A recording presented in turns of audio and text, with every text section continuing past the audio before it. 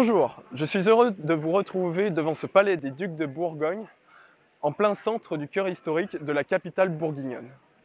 Depuis plus de 2 siècles, ce palais abrite dans sa partie est le musée des Beaux-Arts de Dijon, tout juste rouvert il y a moins de 3 semaines après un chantier qui a duré plus de 10 ans.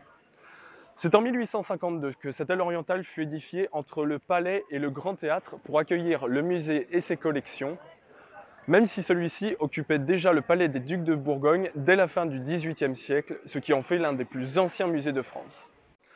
Les collections du musée des Beaux-Arts de Dijon sont parmi les plus importantes des musées de notre pays. Sur les 130 000 créations conservées dans les réserves, 1500 sont exposées au public à travers 50 salles réparties sur 3 étages à l'intérieur de ce palais. Elle couvre à elle seule plus de 2000 ans d'arrêt d'histoire, de l'Antiquité jusqu'à nos jours.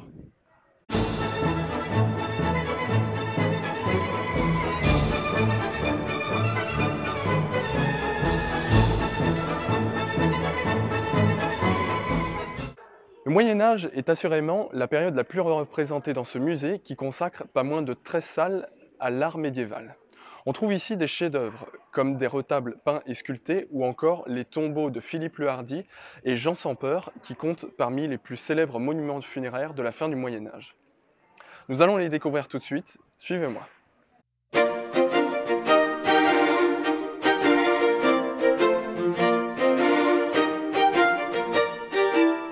Nous sommes actuellement dans la salle des gardes, aussi appelée salle des Ducs de Bourgogne ou salle des tombeaux.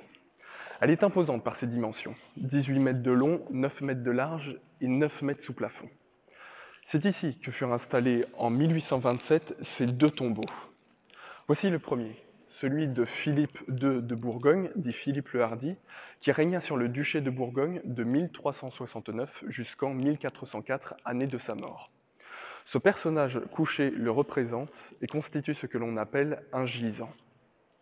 Juste à côté, le tombeau de son fils, Jean Ier de Bourgogne, dit Jean sans Peur, est représenté avec son épouse Marguerite de Bavière. Ces gisants reposent sur une dalle en marbre noir. Et regardez de plus près. Sous la dalle, on observe des petits personnages sculptés dans de la pierre d'albâtre. C'est ce que l'on appelle des pleurants. Ils sont remarquables par leurs généreux drapés et portent le deuil éternel du prince. Nous allons maintenant découvrir le retable de la crucifixion et le retable des saints et martyrs. Suivez-moi.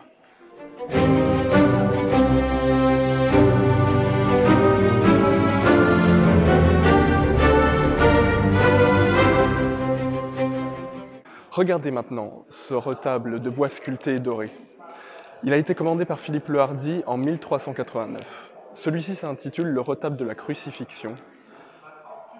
Il s'agit d'un triptyque qui évoque des scènes de l'histoire de la Vierge et du Christ.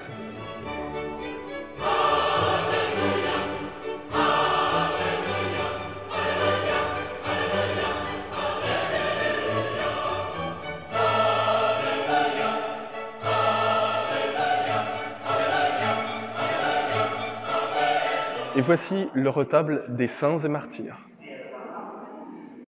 Le musée met en valeur les œuvres du Moyen-Âge, mais il n'en oublie pas celles du XIXe siècle, comme cette peinture de Claude Monet, intitulée « Étretat, la porte d'Aval », réalisée en 1885. Le musée montre donc qu'à travers toutes les œuvres qu'il présente, il fait voyager ses visiteurs dans le temps. Je vous remercie d'avoir visionné cette vidéo et je vous souhaite de bonnes visites dans la capitale bourguignonne.